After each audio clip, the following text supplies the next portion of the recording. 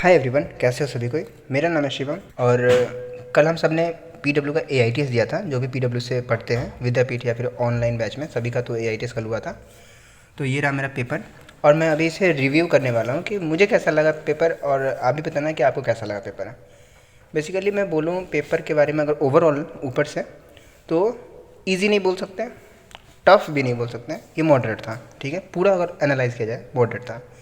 600 score करना मुश्किल था, जबकि देखने में पेपर टफ नहीं था लेकिन मुश्किल था। ये मेरा पेपर है शिवम सम्राट, और ये ऐसे कुछ।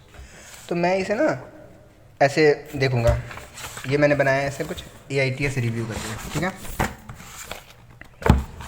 तो अगर हम बात करें फिज़िक्स के ऊपर, अगर मैं बात करूँ फिज़िक्स के बारे में, तो मुझे पर्सनली कैसा लगा।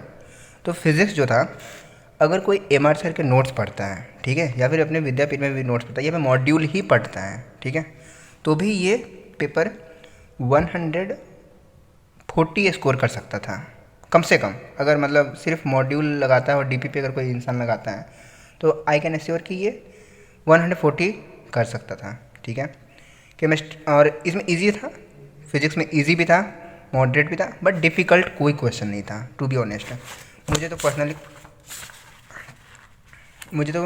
पर्सनली कोई भी टॉपिक डिफ़िकल्ट नहीं लगा, मतलब क्वेश्चन।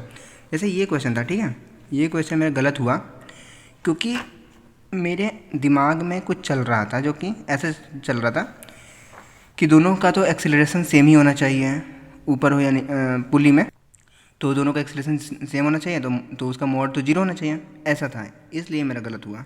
ठीक है, ट्रिकी था, मतलब सोचने पे मजबूर कर दिया। दूसरा कुछ सोच रहा था मैं, आंसर कुछ और था ये। फिर जैसे एक क्वेश्चन में गलत हो गया 5 वाला, ये भी मुश्किल नहीं था, लेकिन ये मेरा ना फॉर्मूला डालने में ही गलत हो गया। तो इसको टफ तो नहीं बोलेंगे, फार्मूला इसका होता है ना डायरेक्ट का, तो ये मेरा गलत हो गया।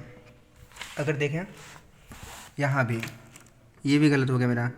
और ये मेरा गलत क्यों हुआ, ये मैंने अभी तक एनालाइज नहीं किया। तो ये भी मेरा गलत हो गया था।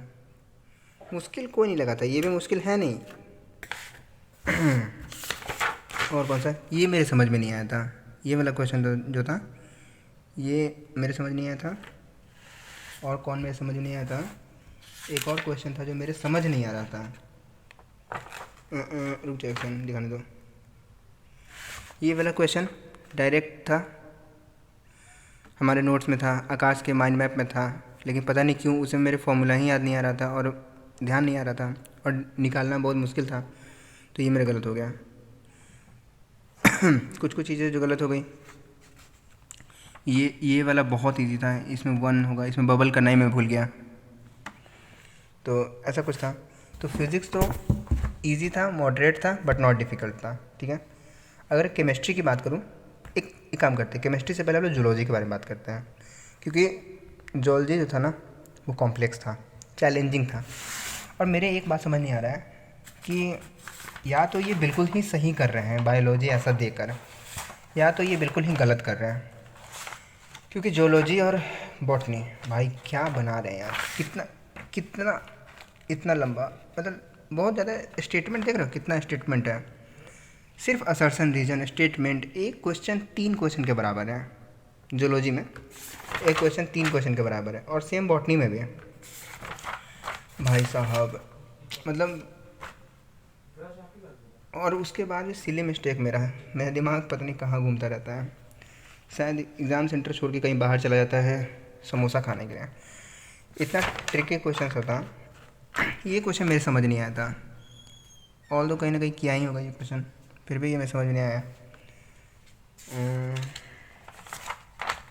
और कौन सा क्वेश्चन था, ये मेरा गलत क्यों हुआ, ये मेरे अभी भी नहीं समझ में आया। 128 है, ये मेरा क्यों गलत हुआ मेरे नहीं समझ में आ रहा अभी भी, इसको टीचर से डाउट पूछना होगा। और कौन सा था, और मैं कौन सा गलत हुआ, ये भी मेरा गलत हो गया। देख रहे हो, ये जितना भी सीक्वेंस वाला था वो फटाफट करने के चक्कर में मेरा गलत हो गया, फास्ट करने के चक्कर में। और मेरा तो ज़्यादा नहीं बट 8-9 छूट भी गया क्वेश्चन, बहुत पता नहीं क्यों। अब इसको कैसे एनालाइज किया जाए जो पता चले मेरे में क्या गलती है, मेरे में क्या कमी है और क्या करने से सही हो जाएगा। ऑल तो पूरे वैकेशन में मैंने पढ़ाई भी की थी, फिर भी पता नहीं क्यों ये कम रह गया, और ये 92 भी। 92 में क्या है, साइटोप्लाज्मिक इंक्रीज जो होता है ना सेल का, वो इंटरमीडिएटली क्या होता का मतलब क्या होता है, ड्यूरिंग सेल डिवीज़न। और मैंने क्या लगा दिया, assertion is correct reason explanation, है ना। पता नहीं इसका क्या होना चाहिए था, जबकि मैं सोच रहा था कि इंटरमीडिएटली मतलब क्या होता है, ये मेरे समझ में नहीं आ रहा था। तो जूलॉजी और बॉटनी मतलब कॉम्प्लेक्स थे, और पता है बात, कॉम्प्लेक्स था लेकिन ये सही भी था, क्योंकि जो नीट 2026 आने वाला है ना, 25 का तो तुम देख ही चुके हो कैसा लेवल था, तो 2026 के लिए हम लोग को टफ़ के लिए प्रिपेयर करना चाहिए, इसलिए ना सही है। अगर इतना टफ भी है ना सही है। केमिस्ट्री की बात करें तो केमिस्ट्री मॉडरेट था। केमिस्ट्री में एक भी क्वेश्चन ऐसा नहीं दिखा जो आज तक कहीं दूसरे डीपीपी या फिर मॉड्यूल में, हाँ ये वाला क्वेश्चन दिखा, लेकिन ये मेरे समझ में नहीं आया था, ये मेरे समझ में नहीं आया था, इसलिए गलत भी हो गया। ये partial pressure equal to P total into mole fraction होता है ना वेपर में, तो मैंने सोचा ये होगा, बट आंसर पता नहीं क्या है, कुछ और है। और ये तो मेरा 63 सिली मिस्टेक की वजह से हो गया, क्योंकि पाई बराबर ICRT होता है ना, तो वो मेरा गलत हो गया। फिर यहाँ देखो ये हीलियम लाइक है ना, हीलियम प्लस है तो हाइड्रोजन लाइक हो गया ना, तो आंसर तो 4 होना चाहिए था। 4 टिक करके यहाँ 4 कर भी दिया था, बट काट के 1 कर दिया। जब भी पहले डाला हुआ को काटते हैं ना, जैसे 4 डाल दिया था और काटते हैं ना, तो वो ज़्यादा चांस है कि गलत ही होगा। ये भी मेरे से क्वेश्चन नहीं बना। 47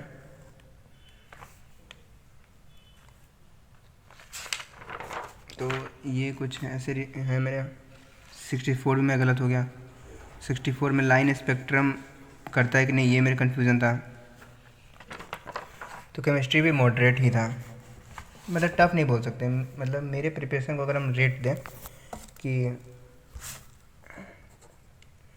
क्वेश्चन लेवल क्या था, तो 10 आउट ऑफ 10 था, मतलब एग्जैक्ट नीट 2025 की तरह था। ऐसा नहीं बोल सकते कि कोई भी आउट ऑफ NCERT था, बेकार था, ये वो ना, सही था। माय प्रिपरेशन, अगर अपने प्रिपरेशन के बारे में बात करें तो क्या हो सकता है कंडीशन जो मेरा टॉप रैंक नहीं है या फिर अच्छा नंबर नहीं है। ऑल्दो मैं तुम्हें बता दूं कि मेरे क्लास में हाईएस्ट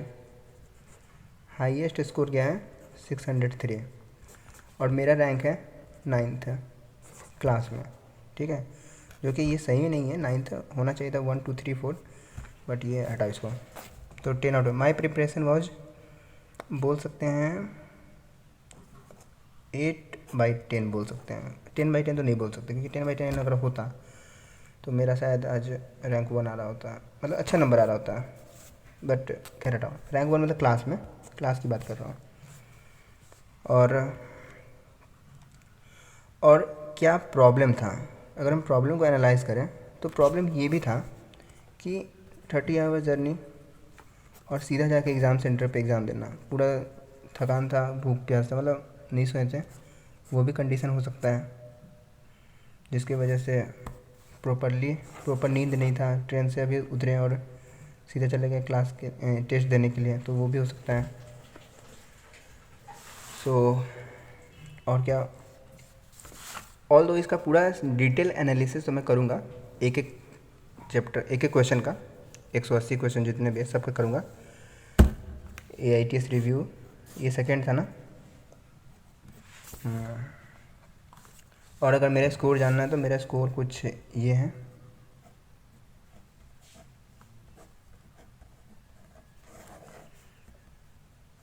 ये है मेरा score, not so well, but rank 1 का 603 है, और मेरा ये है रैंक 9।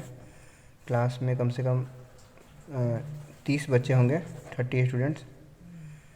तो आई थिंक कि अब क्लास में जाने के बाद पता चलेगा कि दूसरे लोगों का क्या रिव्यू है, कैसा था, उनको लगा क्या सच में टफ था या नहीं था। बट मेरे अकॉर्डिंग ये पेपर मॉडरेट था, जो कि नीट 2025 के लायक है, नीट 2025 के लेवल का है। और अगर रिव्यू करें अगर तुम चाहते हो कि मैं रिव्यू करूँ आकाश और एलन और नीट प्रेप के भी, तो तुम बता देना, ठीक है। हम सारे टेस्ट को रिव्यू करेंगे, फिर उसके बाद मुझे एक और टेस्ट लेना है आकाश का या फिर एलन का, क्योंकि अब आ चुका है नवंबर और हमारे पास गिन के अभी बाकी है 6 महीना, शायद मई में है ना एग्ज़ाम। तो नवंबर, दिसंबर, जनवरी, फरवरी, मार्च, अप्रैल, 1 2 3 4 5 6, पूरा 6 महीना बचा हुआ है गिन के। तो इस 6 महीने को मैं बिल्कुल वेस्ट नहीं करने वाला हूँ और मुझे चाहिए top medical college, top MBBS medical college. So I am not going to waste my year. और ये तो AIT सेकेंड था। इससे पहले वाले टेस्ट में मेरा 602 मार्क्स था, 602/720, बट इस वाले टेस्ट में कम है, ये गिर गया है मार्क्स। अब इसको सही से एनालाइज करना पड़ेगा, मिस्टेक कॉपी बनाऊंगा। अगर तुम चाहते हो कि कैसे मैं इसे मिस्टेक कॉपी बनाता हूँ, मिस्टेक एनालिसिस बनाता हूँ, तो तुम बता देना, ठीक है। वैसे मैं वीडियो डालूँगा, क्योंकि चैनल को भी मेंटेन करना एक जिम्मेदारी सा लगता है और ज़रूरत भी है करना। तो बस यही सब क्वेश्चन था। ये वाला क्वेश्चन भी मेरा गलत हो गया, 23 नंबर क्वेश्चन। तुम बताओ तुम्हारा कौन कौन सा गलत हुआ है, फिर हम ना उस टॉपिक को हो सके तो डिस्कस करेंगे। और तुम चाहो तो टेलीग्राम पे हम ना लाइव भी इसको कर सकते हैं। टेलीग्राम चैनल का लिंक यहाँ पर है कमेंट में, तुम देख लेना, ठीक है। और तुम बताओ कि तुमको कैसा लगा ये पेपर देकर। मुझे तो शॉकिंग लगा। I was not expecting this score. मुझे लग रहा था कि 580+ जाना चाहिए था, इतना आई वॉज एक्सपेक्टिंग कि इतना तो जा सकता है, मतलब पेपर के देखने के बाद। बट बहुत गंदा गया। तो कोई नहीं, मिलते हैं अगले वीडियो में अगले टेस्ट की तैयारी के लिए। और एम तो हमारा है कि टॉप मेडिकल कॉलेज ही जाना है, तो वो नहीं छूटेगा। टेस्ट में मार्क्स कम आए या ज़्यादा आए, कभी ज़्यादा भी आया हुआ है और कभी कम भी आता है। तो चलो बाय, मिलते हैं अगले बार।